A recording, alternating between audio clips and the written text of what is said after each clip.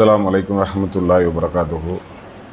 إن الحمد لله نحمده ونستعينه ونستغفره ونعوذ بالله من شرور أنفسنا ومن سيئات أعمالنا ما يهده الله فلا مضل له ومن يضلل فلا هادي له وأشهد أن لا إله إلا الله وحده لا شريك له وأشهد أن محمدا عبده ورسوله أما بعد. அன்பிற்கினிய சகோதரர்களே, அல்லாஹ்வின் தூதர் நபிகள் நாயகம் ஸல்லல்லாஹு அலைஹி வஸல்லம் அவர்களை மனித குலத்திற்கு அல்லாஹ் முன்மாதிரியாக ஆக்கியிருக்கிறான். லக்கது கானலக்கும் ஃபீ ரசூலுல்லாஹி உஸ்வத்துன் ஹஸனத். இந்த தூதரை நாம் உங்களுக்கு முன்மாதிரியாக ஆக்கியிருக்கிறோம் என்று சொல்லி அல்லாஹ் திருமறை குர்ஆனிலே சொல்லி காட்டுகிறான். அந்த அடிப்படையில் அல்லாஹ்வுடைய தூதர் எல்லா விஷயங்களுக்கும் முன்மாதிரியாக இருந்து கொண்டிருக்கிறார்கள். அவர்களுடைய வாழ்க்கை என்பது அவர்கள் வாழ்ந்து முடிந்த காலமாக இருந்தாலும் கூட அவர்களுடைய காலத்திற்கு பிறகு இன்னைக்கு வரைக்கும் அவர்களை முன்மாதிரியாக எடுத்து செயல்படுவதற்குரிய எல்லா அம்சங்களும் அவர்களுடைய வாழ்க்கையில், அல்லாஹ்வுடைய தூதருடைய வாழ்க்கையில் அவர்கள் ஒரு முன்மாதிரியாக இருந்து வாழ்ந்து காட்டியிருக்கிறார்கள். அதைத்தான் அல்லாஹ் திருமறை குர்ஆன்ல இந்த தூதரிடத்திலே அழகிய முன்மாதிரி இருக்கிறது என்று சொல்லி திருமறை குர்ஆன் நமக்கு சொல்லுகிறது.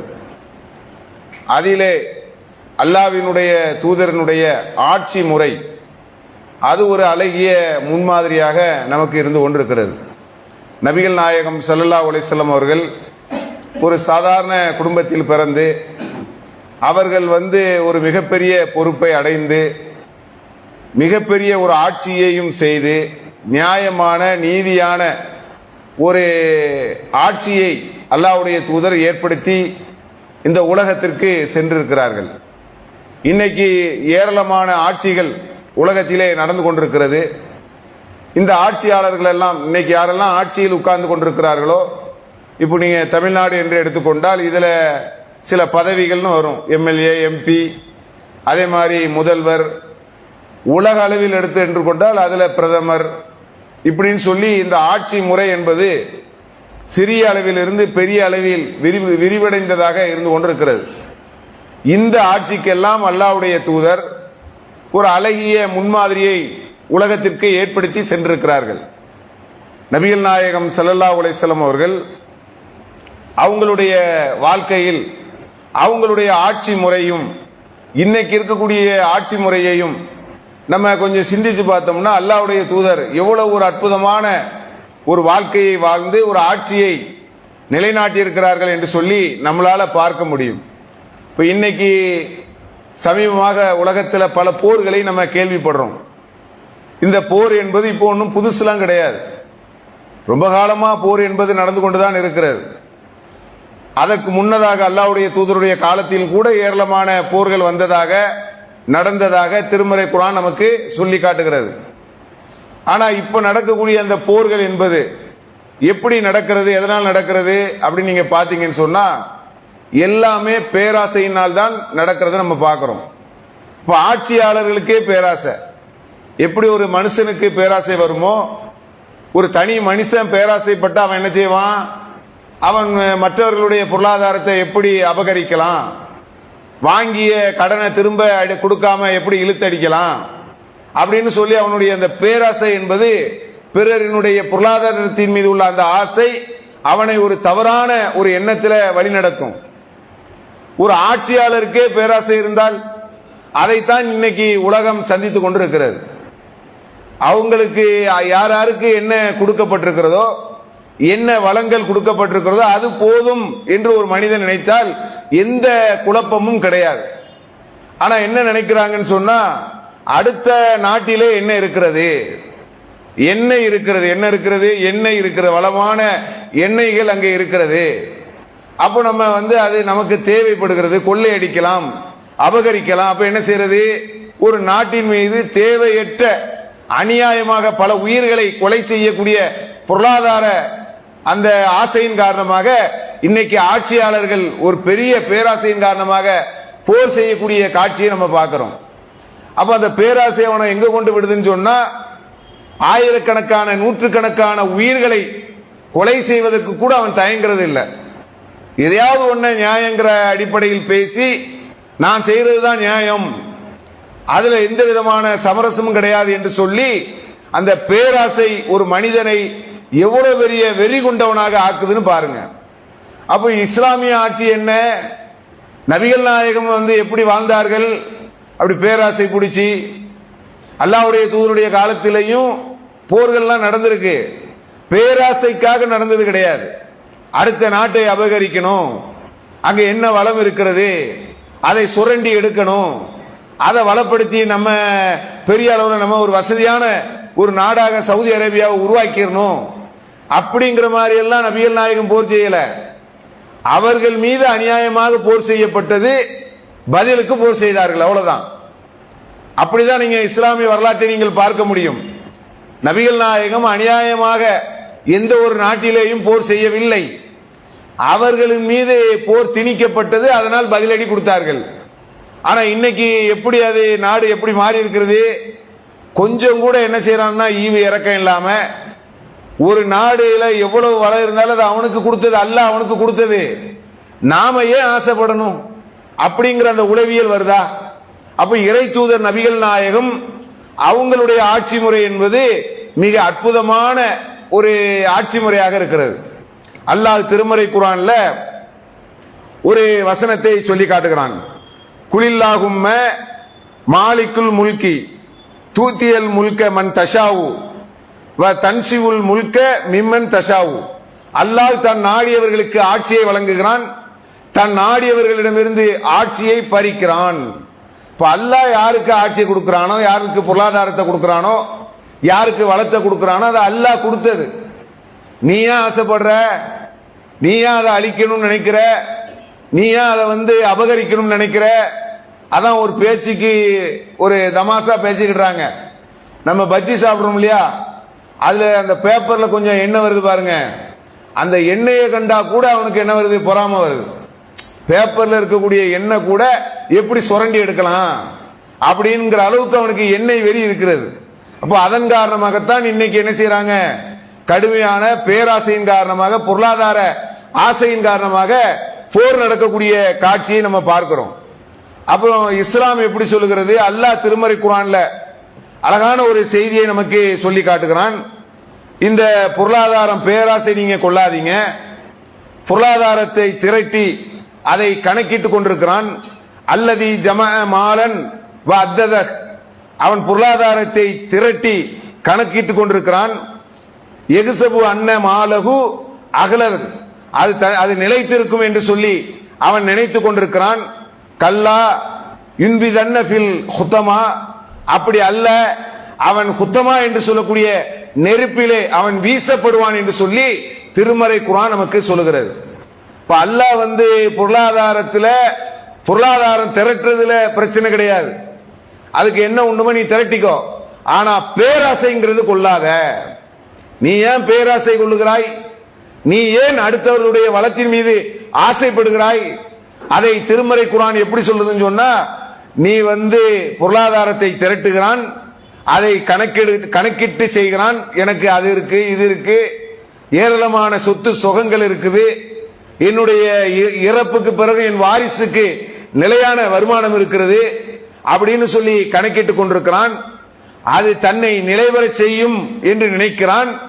அவ்வாறு கிடையாது, அவன் ஹுத்தமா என்று சொல்லக்கூடிய நெருப்பிலே வீசப்படுவான் என்று சொல்லி திருமறை குர்ஆன் நமக்கு எச்சரிக்கை செய்கிறது. அப்ப இன்னைக்கு இருக்கக்கூடிய ஆட்சியாளர்களுக்கே பொறாம, அதுல பேராசை, அதனுடைய விளைபாடுதான் இன்னைக்கு உலகம் சிக்கி சின்னாபின்னமாக மாறிக்கொண்டிருக்கிறது. இன்னைக்கு நீங்கள் எடுத்துக்கொள்ளுங்கள், இன்னைக்கு அரசாங்க வேலைகள்ல எந்த ஒரு காரியத்தையாவது ரொம்ப ஈஸியா நீங்க செய்ய முடியுமா? செய்ய முடியவே முடியாது. அங்க போய் நீங்க எந்த வேலை செய்யறதா இருந்தாலும் கையூட்டல் கொடுக்கணும். ஒருத்தர் வருவாரு, அண்ணே எனக்கு கரண்ட் கனெக்ஷன் கொடுத்துருங்க, கொடுத்துடலாம். 2 வாரம் கழிச்சு போவாரு இபி ஆபீஸ்ல, நீங்க கரண்ட் கனெக்ஷன் கொடுத்துருங்க, கொடுத்துடலாம். 2 மாசம் கழிச்சு போவாரு, உங்க மனு எல்லாத்தையும் வாங்கி வச்சிரும், கொடுத்துடலாம். கொஞ்சம் இப்படி சொல்லிக்கிட்டே இருப்பாங்க, 3 மாசம் ஆயிரும். அப்பதான் ஒருத்தர் பக்கத்தில் உள்ள சொல்லுவாரு, என்னங்க 3 மாசம் ஆயும் உங்களுக்கு கரண்ட் வரலையா உங்க வீட்டுக்கு, அல்லது உங்களுடைய கடைக்கு வரலையா? 3 மாசம் கொடுத்துருக்கேன், நாளைக்கு கொடுத்துருவேன், பிஸியா இருக்காங்களா? அப்படியா? அவங்க பாஷை உனக்கு புரியலையா? அவங்க கேட்கிற பாஷை வேற. நீ கொடுக்க வேண்டியதை கொடுத்தா நாளைக்கே வரும் உனக்கு கரண்ட், அதுக்கு நாளைக்கே உனக்கு இணைப்பு கொடுப்பாங்க. அதுக்கு என்னது? கையூட்டல், லஞ்சம். நீங்க பணத்தை வீசினா மறுநாள் உங்களுக்கு கனெக்ட் வந்துடும். நடக்காத காரியம்லாம் நடக்கும், உங்களுக்கு அவ்வளவு உபசரிப்பா இருக்கும். அப்ப பாருங்க, மேலிருந்து கீழ் வரை இன்னைக்கு பெரிய பதவியில் இருக்கக்கூடிய ஆட்சியாளர்கள் நீங்கள் எடுத்துக்கொண்டால் இன்னைக்கு எல்லாம் வர்றான். எலெக்ஷன் டைம் ஆகிறது, எல்லாரும் உங்களுக்கு நான் சேவை செய்யறேங்கிறான். எனக்கு ஏன்பா நீ சேவை செய்யறன்னு பார்த்தா வேற ஒண்ணும் இல்ல. இந்த மே மாசம் தேர்தலா இருந்தா கூட வெயில்ல நின்னு, அந்த ஜீப்ல நின்னு அப்படியே கெஞ்சி கூத்தாடி அப்படி தேர்தல் பிரச்சாரத்தை மேற்கொண்டு நீங்க கூப்பிடாமலேயே உங்க பக்கத்துல நின்னு எவ்வளவு பெரிய ஆளா இருந்தாலும் இன்னைக்கு கையை கொடுக்கலாம், நீங்க நெருக்கத்தில் போகலாம். எப்போ? இந்த 2-3 மாசம் வரைக்கும். ஏன்னு கேட்டா இது அவங்களுடைய வியாபாரத்திற்கு, அவர்கள் பொருளாதாரத்தை கொள்ளையடிப்பதற்கு செய்யக்கூடிய ஒரு முதலீட்டு காலம் என்பதுதான் தேர்தல் பிரச்சார காலம் என்பது. அதனால என்ன செய்வான்னு கேட்டா ஈஸியா அவர்களை அணுக முடியும், பேச முடியும், பொருளாதாரத்தை அவங்க உங்களுக்கு இறைப்பார்கள். இது எல்லாமே தேர்தல் காலத்தில் நடக்கும். அதற்கு பிறகு எழுத படிக்க தெரியாத கை நாட்டு போடக்கூடிய ஒருவர் கூட எம்எல்ஏவாக ஆகிவிட்டால் அவனுடைய சொத்து மதிப்பை நீங்கள் பார்த்தால் கோடி கணக்கில் இருக்கிறது, லட்சக்கணக்கில் கோடி கணக்கில் வைத்திருக்கிறான். இப்ப இவ்வளவு பெரிய பொருளாதாரம் எப்படி வருகிறது? மேல இருந்து கீழே வரைக்கும் நீங்கள் பாத்தீங்கன்னா அரசு ஊழியருக்கு ஒரு எம்எல்ஏ எம்பிக்கு எவ்வளவு சம்பளம்? 1 லட்சம் 1.5 லட்சம் இன்னைக்கு உள்ள காலத்துல பெரிய சம்பளம் கிடையாது. அதெல்லாம் பொசுக்குன்னு வாடகை செலவுன்னு ஓடிடும். ஆனா கோடிக்கணக்கில் எப்படி அவர்களுக்கு சொத்துகள் சேர்கிறது? ஒரு பதவியில வரணும் சொன்னா வந்த பிறகு அவர்கள் செழிப்பாக மகிழ்ச்சியாக பொருளாதாரத்தில் பெரிய தன்னிறைவாக எப்படி மாறுகிறார்கள்? அந்த அளவுக்கு அரசியல் மாறி நிற்கிறது. அரசியல் அப்படி இருக்கிறது. சேவை செய்கிறோம் என்ற பெயரிலே அவன் தனக்கு சேவையை செய்து கொள்கிறான், தனக்கு பொருளாதாரத்தை திரட்டிக் கொள்கிறான், அள்ளி கொள்ளுகிறான். ஒரு 20 தலைமுறைக்கு அழுகிறான். நம்ம எல்லாம் நினைப்போம், நம்ம மௌத்தாயிட்டோம்னா நம்ம சொத்து நம்ம வாரிசு போகணும், நம்ம பிள்ளைக்கு போகணும், அதை சேர்த்து வச்சது கொஞ்சம் கூட என்ன ஆயிடக்கூடாது, எங்கேயும் ஏமாந்துடக்கூடாதுன்னு சொல்லி ஒரு சின்ன கவனம் எல்லாரும் எடுப்பாங்க. 20 தலைமுறைக்கு நீங்க யோசிப்பீங்களா? அப்படிதான் சேர்த்து வைக்கிறான் அரசியல்வாதி. அப்ப எவ்வளவு பெரிய பேராசை பாருங்க. ஒரு நாடு என்று எடுத்தால் நாட்டினுடைய அதிபருக்கு பேராசை. அவர் என்ன செய்யறாரு, எல்லா நாடையும் அடிக்கிறாரு, அங்க இருக்கக்கூடிய வளங்களை சுரண்டணும்னு நினைக்கிறாரு. அதனால ஒரு ஆட்சி முறை, தவறான ஆட்சி முறை உலகத்திற்கு காட்டப்படுகிறது. இதே ஒரு நம்மளுடைய பகுதி என்று எடுத்துக்கொண்டால், நாங்க சேவை செய்யறோம், எங்களுக்கு ஓட்டு போடுங்க, உங்களுக்கு வர்றோம், உங்க வீட்டுக்கே வர்றோம் அப்படின்னு 2 மாசம் அப்படி ஒரு அன்பா பாசமா பேசாத பேச்சே கிடையாது. தேர்தல் முடிஞ்சு வெற்றி பெற்ற மறுநாள் அவங்களுடைய நடை, அவங்களுடைய ஸ்டைலு, அங்க போய் நீ பக்கத்துல நிக்க முடியுமா? அப்பாயின்மெண்ட் கேட்கணும், 2 திருப்பு போன் எடுப்பான், 3வது திருப்பு எடுக்க மாட்டான். ஏன்னா அவர்கள் இலக்கை அடைந்து விட்டார்கள். இதுதான் அவங்களுடைய ஆட்சி முறை. நபிகள் நாயகம் அவங்க எப்படி இருந்தாங்க, அவங்களுடைய ஆட்சி முறை என்ன, அவங்களுடைய வாழ்க்கை முறை என்ன, எப்படி வாழ்ந்தார்கள், குடும்ப வாழ்க்கையை நீங்கள் அவங்களுடைய பொருளாதார திரட்டல் எப்படி இருந்துச்சு? ரோட்ல இருக்கக்கூடிய ஒரு சின்ன பேரிச்சை பழம், அது ஜக்காத்தினுடைய பேரிச்சை பழம், அதை எடுத்து அவங்களுடைய பேரப்பிள்ளை வாயில போடுறாங்க. அல்லாஹ்வுடைய தூதர் அதை எடுத்து கீழே துப்புங்கிறாங்க. இது நமக்குரியது அல்ல, சாப்பிடக்கூடாது அப்படின்னு சொல்லி தடுக்கிறாங்க. இன்னைக்கு வரைக்கும் அல்லாஹ்வுடைய தூதருடைய வாரிசுகள், அவங்களுடைய வாரிசுகளுக்கு என்று அல்லாஹ்வுடைய தூதர் ஏதாவது சொத்து சேர்த்து வச்சுட்டு போனாங்களா? வாரிசை பத்தி கவலைப்படாம ஒருத்தன் இருந்தாலே கொள்ளடிக்க மாட்டான். அவன் ஒரு 4 தலைமுறைக்கு கவலைப்பட்டு இருக்கிறான். அப்ப இப்படி இஸ்லாமிய ஆட்சியில் அல்லாஹ்வுடைய தூதருடைய ஆட்சிக்கும் மற்றவர்களுடைய ஆட்சிக்குமான வித்தியாசத்தை நம்ம பார்க்கிறோம். இப்படி நபிகள் நாயகம் ஸல்லல்லாஹு அலைஹி வஸல்லம் அவர்கள் எல்லா விஷயங்களிலும் முன்மாதிரியாக இருந்தவங்க. இப்படி எல்லா இந்த ஆட்சி முறையிலும் கூட மிக அற்புதமான ஒரு வாழ்க்கையை வாழ்ந்து காட்டியிருக்கிறாங்க. அதே மாதிரி பாருங்க, அல்லாஹ்வுடைய தூதருடைய வாழ்க்கையை பற்றி ஒரு விஷயம் சொல்லப்படுகிறது. நபிகள் நாயகம் வரக்கூடிய நேரத்திலே எழுந்து நின்றால் அவர்கள் அதை விரும்ப மாட்டார்கள். நாங்க எழுந்து நிற்க மாட்டோம். அப்படி இருந்தாங்கன்னா அதை அல்லாஹ்வுடைய தூதர் வெறுப்பாங்க. அல்லாஹ்வுடைய தூதர் வெறுக்கிறாங்கிற ஒரே காரணத்துக்காக நாங்க அவங்களுக்காக மரியாதை நிமித்தமாக எந்திரிச்சு நிற்க மாட்டோம். இது ரசூலுல்லாஹ்வுடைய வாழ்க்கை முறை, ஆட்சி முறை. இப்ப இன்னைக்கு எப்படி இருக்கு, அப்படி இருக்கிறதா? எதுக்கு எல்லாரும் கட்சி ஆரம்பிக்கிறான்? செல்வத்துக்கு ஆரம்பிக்கிறான் ஒண்ணு. அதுக்கு மட்டுமா? கோடிக்கணக்கான பணத்தை வைத்துவிட்டு புகழினுடைய உச்சியில் நான் இருந்தேன், அதையெல்லாம் விட்டு விட்டு உங்களுக்கு சேவை செய்ய வருகிறேன் அப்படிலாம் சொல்றாங்கல்ல. வெறுமனே அதுக்கு மட்டுமா வராங்க? பொருளாதாரம் மட்டும் கிடையாது, அதுல ஒரு போதை இருக்கிறது. தன்னை சொல்லி ஒரு கூட்டம்.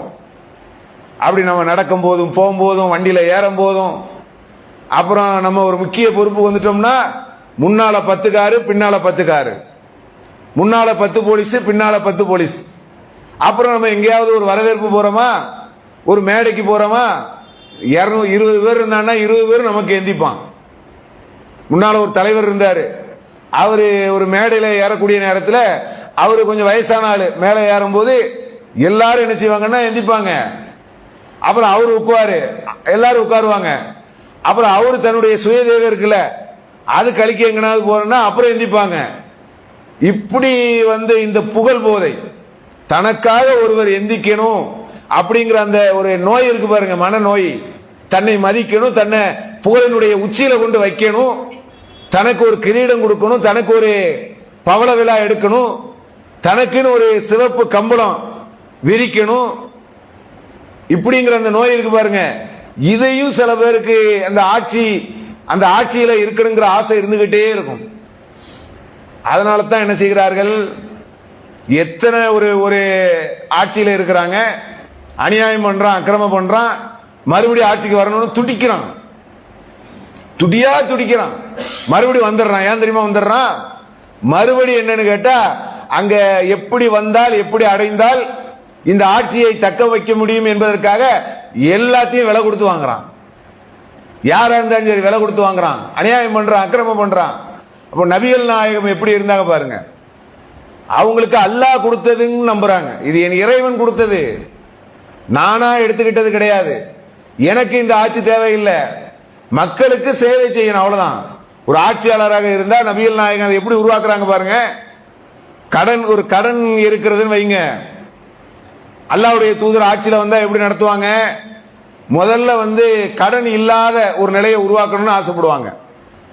அதனாலதான் என்ன செஞ்சாங்கன்னா, கடன் வைத்து விட்டு இறந்தவர்களுக்கு ஜனாசா தொழுகை வைக்கிறதுல அல்லாஹ்வுடைய தூதர் தயக்கம் காட்டினாங்க. ஏன் அப்படின்னு சொன்னா, அப்ப அங்க சகாபாக்கள் யோசிப்பாங்க, நம்ம தொழுகைக்கு அல்லாஹ்வுடைய தூதர் தொலை வைக்க மாட்டாங்களா, ஜனாசா தொழுகைக்கு வரமாட்டாங்களா, அவங்களுடைய பிரார்த்தனை நமக்கு கிடைக்காதா, ஏன் வரல? ஏன்னா நம்ம கடன் வச்சிருக்கிறோம்.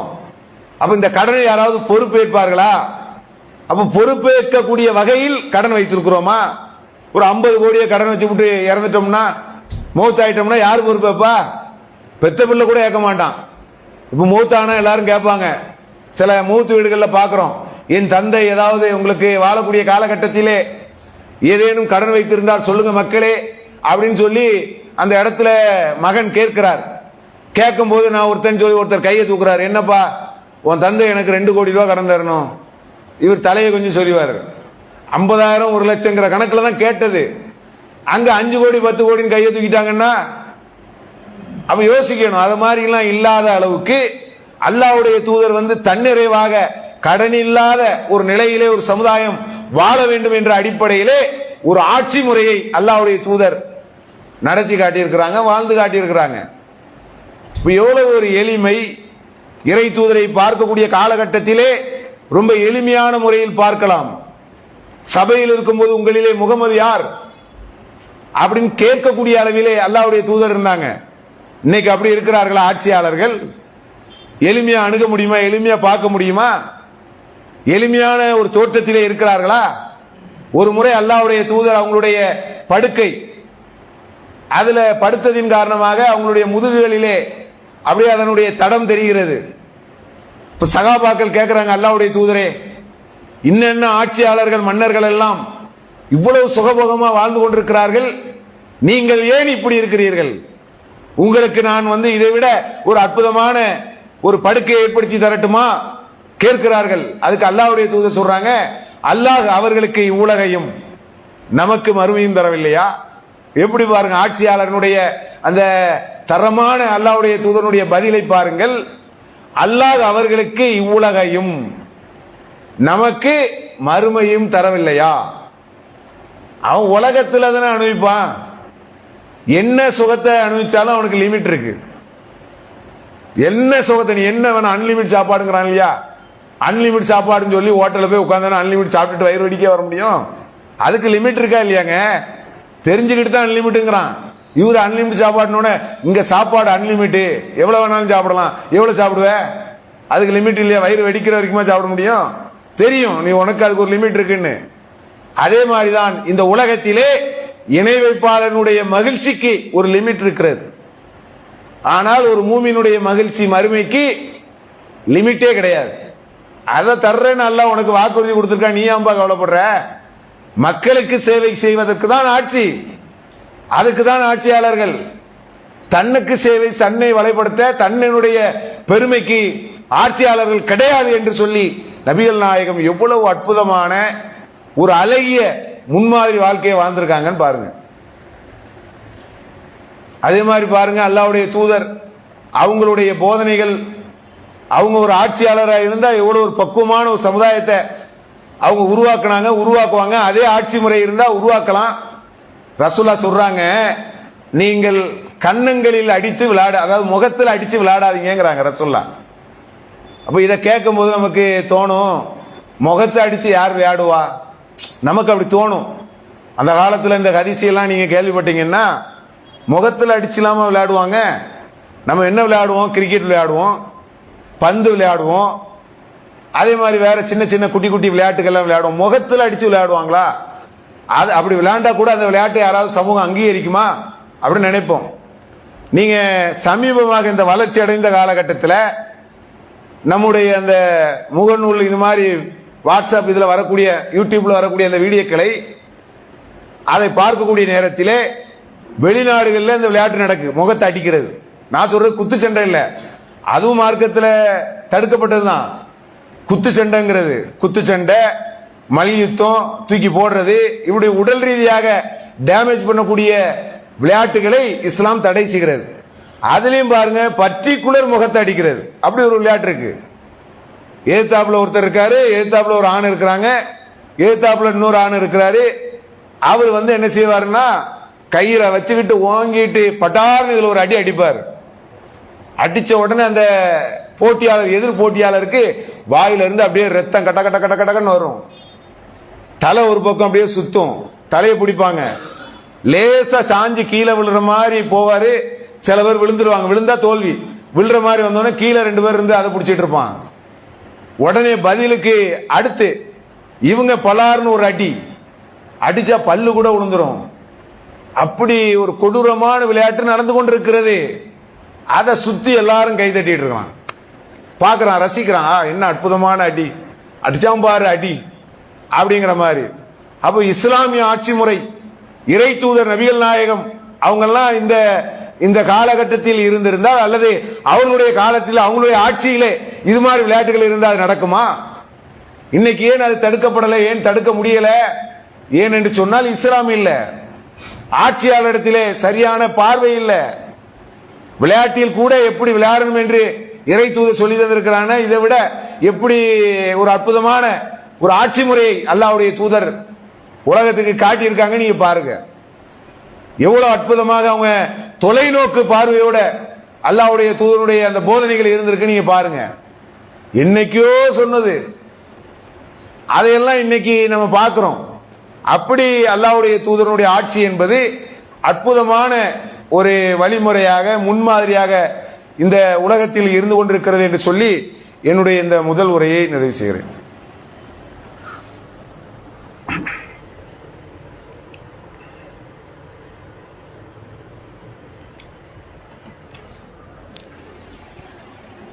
அல்ஹம்துலில்லாஹி ரபில் ஆலமீன். அன்பான சகோதரர்களே, அல்லாஹ்வுடைய தூதர் ஒரு ஏராளமான ஆலோசனைகள் இந்த சமுதாயத்திற்கு வழங்கியிருக்கிறார்கள். அதில் ஒரு முக்கியமான ஒரு ஆலோசனை என்னன்னு கேட்டால், பச்சை குத்தி கொள்ளாதீங்க அப்படின்னு சொல்லி அல்லாஹ்வுடைய தூதர் சொல்கிறாங்க. பச்சை குத்தி கொள்ளாதீங்கன்னு சொன்னால் அதுவும் அன்னைக்கு உள்ள காலகட்டத்தில் அது ஒரு பார்வையாக பார்த்துருக்கப்படும். இன்னைக்கு பச்சை குத்துறதுங்கிறது ஒரு சாதாரண ஒரு விஷயமா இருக்குது. அதாவது சில பெண்கள் ஆண்கள்கிட்ட போய் என்ன செய்யறாங்க, பச்சை குத்துறாங்க, பார்க்குறோம். கையில குத்துறாங்க, இன்னும் வேற வேற பகுதிகள் எல்லாம் பச்சை குத்துறாங்க. அப்போ இஸ்லாம் எவ்வளவு அற்புதமா நபிகள் நாயகம் சொல்லியிருக்காங்க பாருங்க. இந்த பச்சை குத்துறத கூட இஸ்லாமிய மார்க்கம், அல்லாஹ்வுடைய தூதர் எவ்வளவு தொலைநோக்கத்தோடு பார்த்து ஒரு அறிவுரை சொல்லியிருக்காங்க. நீங்க பாருங்க. அப்போ அந்த மாதிரி பச்சை குத்துறதுனால, உடம்பு ஃபுல்லா குத்துறதுனால, அதுவும் ஆண்கள் பெண்களுக்கு பச்சை குத்துறதுனால எவ்வளவு ஒரு சமூக சீரழிவு உருவாகும் நீங்க யோசிக்கணும். சேலை விட்டு கட்டி விடுறான், சேலை கட்டி விடுகிறார்கள் பெண்களுக்கு. அது ஒரு தொழில், அதை ஒரு தொழிலாக செய்யக்கூடிய நிலைமையை பார்க்கிறோம். அதை வீடியோவாக்குறார்கள், அதை பரப்புகிறார்கள். இப்படி சமூக சீரழிவுகள் எல்லாம் நடக்கக்கூடிய காலகட்டத்திலே அன்னலாரின் அழகிய ஆட்சி முறைதான் ஒரு அற்புதமான ஒரு வாழ்க்கை நெறிமுறையாக இருக்கும். அதை பிற சமுதாய மக்களுக்கு எடுத்துச் சொல்லக்கூடிய நன்மக்களாக இருக்க வேண்டும் என கூறி என்னுடைய உரையை நிறைவு செய்கிறேன். அல்ஹம்துலில்லாஹி ரபில் ஆலமீன். அஸ்ஸலாமு அலைக்கும்.